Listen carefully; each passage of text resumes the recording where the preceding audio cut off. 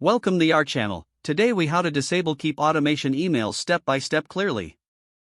To disable Keap automation emails, begin by logging into your Keap account. Navigate to the main dashboard. Locate the Automations tab on the left-hand side of the screen. Click on the Automations tab to open the automation settings. Find the specific automation you wish to disable. Click on the name of the automation to view its details. Within the automation details, look for the active toggle switch. Switch the toggle to the off position to disable the automation. Review any additional settings to ensure no unintended emails will be sent. After confirming the changes, click the Save button to apply the settings. Exit the automation details page once you are finished.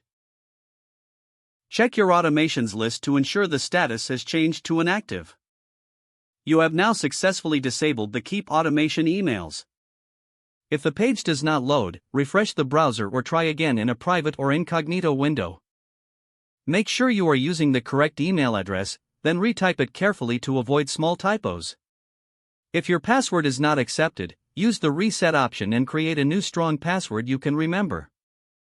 Check your spam folder for verification or security emails, then complete any requested confirmation steps. Enable two-factor authentication if available to improve account security and reduce unauthorized access risk.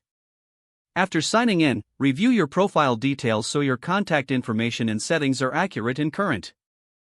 If you see an error message, note it down and try again after restarting your device and internet connection. Log out when you finish, especially on shared devices, to keep your account and payment information secure. If the page does not load, refresh the browser or try again in a private or incognito window.